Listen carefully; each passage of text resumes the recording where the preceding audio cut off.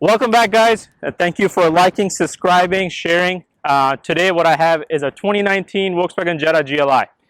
Well, let's talk about GLI. What is a GLI? GLI is more of a special edition for Volkswagen, which what they did is brought over the engine and some of the braking components, suspension components from GTI. So you can also say it's a GTI and a sedan version. This particular one is 2.0 turbo. Go to Google and you can look up those 0 to 60 times. I'm not going to get in there, but horsepower has about 228 and has a 258 foot-pounds of torque. GLI versus Autobahn versus Anniversary Edition, a couple of the things changes. So in Autobahn you get your rear dampeners, whereas the regular GLI you do not. Also for the Autobahn Edition, if you get a different color, the roof can be blacked out as well. One of the nice things that you do get in here is you get the brakings from GTI, not a standard braking. Engine wise, like I mentioned, this is a 2.0 turbo. So what happens is you have an option of a 6-speed gearbox, or you can get a 7-speed dual clutch. Regular Jetta has an 8-speed, so this is not an 8-speed transmission, it's a 7-speed dual clutch DSG transmission. It's fun to drive. I do want to do a drive video review on the car, but I'm going to wait about another month before I do that. So let's hop in, take a look. We'll go through the little specs on the car and the different features and so forth. Quick walk around. You can see one thing that I was going to mention earlier, I did not mention, is all the lightings, the front headlights, parking lights, the other daytime running lights, the rear turn signals, reverse light braking, absolutely is LED. One of the things I do like about this is it's amazing lighting on the car. Let me open the hood also. Thing I do, let me start the car.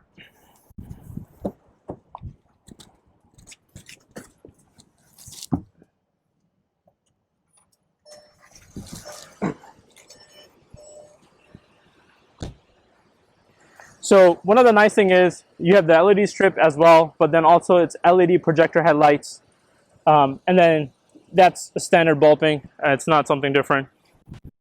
So what I was referencing earlier, this is your standard 2.0 turbo engine versus the regular 1.4 that you're supposed to get in a Jetta. This is the exact engine that would be in GTI. Hey guys, so we are inside the 2019 Jetta. Let's go through the car and talk about the different features and so forth. So one of the things that you will have an option is you have this cluster, which is GLI standard cluster, or if you were to get an Autobahn, you could get a digital cluster where both the tach and the speedometer are digital, and then you will have your fuel gauges and your temperature gauges on the right and left hand sides, on both sides. That's one of the big differences you have. You still have the center will be blended because right now only the center is digital. But in the total digital cluster, you'll have everything as digital, which is copied over or brought over from the Audi subdivision of having the instrument MMI cluster. One of the things I do really like about this car is the feel of the steering wheel.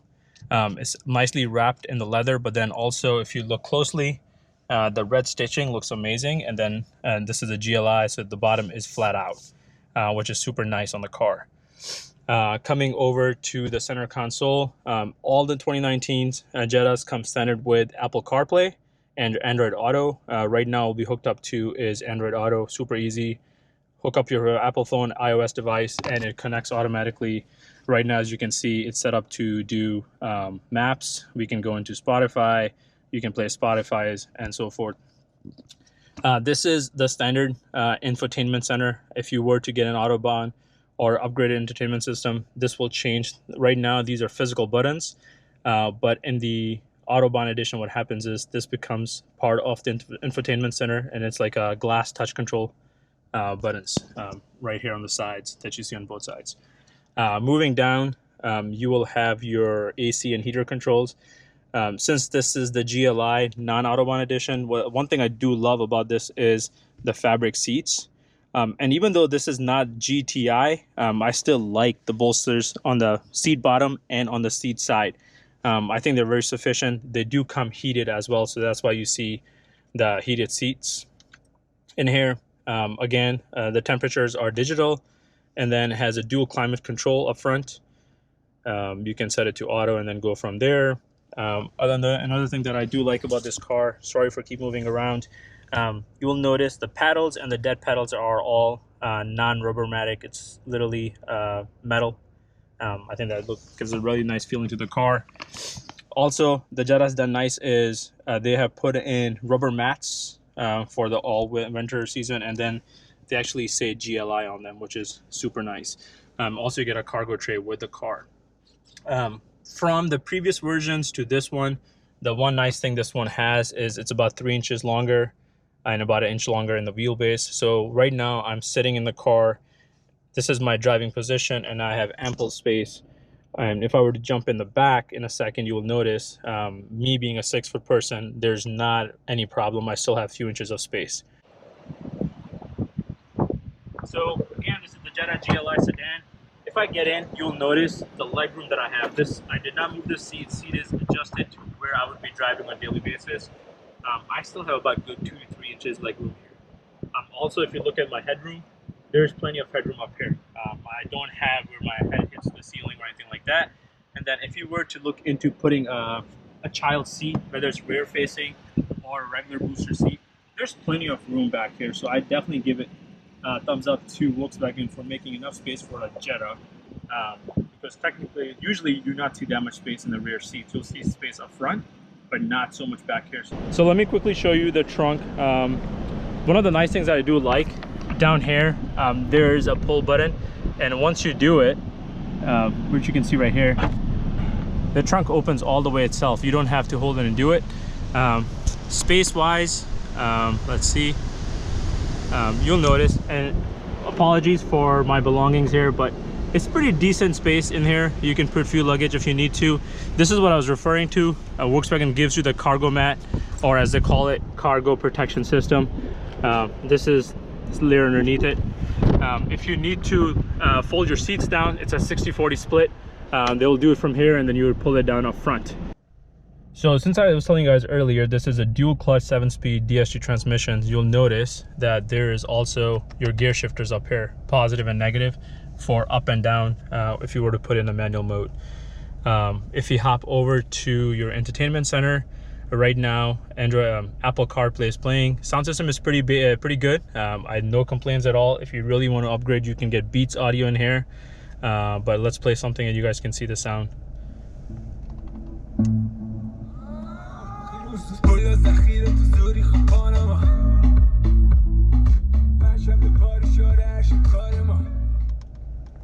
My only beef that I have with most of the German cars is the way this knob sits. Why don't they have where the power button inside stays put, and when you move up and down, and there's just the side moves. Nothing against Volkswagen. Audi does the same thing, BMW does the same thing. It's just like a German thing. So if you were to switch over from Android Auto to basic car functionalities, you'll notice this lays out the car. You can change the settings and see the tire pressure, the other car vehicle statuses and so forth. But also we can go into setup, and in here what I can do is you can activate, for example, ESC system, which you want. You want it ECS support, you want the standard, comfort, depending on. Right now the sport is enabled and it's running at the moment. Personalization, you can set up the car profiles according to the radio you want and the settings you want in here. Right now my buddy's profile is set up. Obviously you can do other profiles up to 3 different drivers. Lighting, and this is a lighting setup for instrument cluster, and then also for how do you want to assist it and turn on time. Do you want a medium, high? Keep in mind that if you set it to high, depending on where you live, it's going to turn on and off a lot of times depending on the buildings, overpasses and so forth you go through. One of the things I do really like about this thing is the ambient lighting feature. So by standard, Volkswagen gives you the options of putting all these colors out, and then nice enough, they also gives you how do you want to set it, all areas, front, center console and so forth.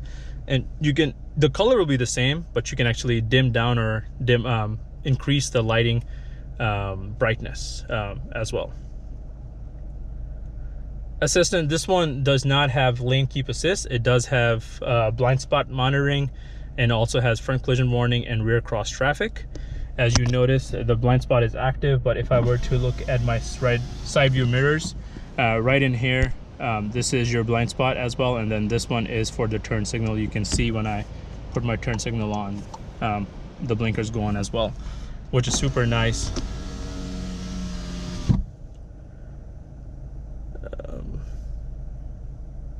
Parking, you will have your setting for your rear cross traffic alert. I always try to hit the middle one. You should do it from the side. Opening and closing doors. So what you can do is you can set it to when you get in the car, you start the car, you can lock the doors, unlock the doors depending on where you are, and if you want to unlock all 4 doors or just 1 doors, and then acoustic information as well. Instrument cluster, this is just basically when you scroll through what menu items do you want to see. Right now it's set to these. Obviously eco and all this stuff is just taken off.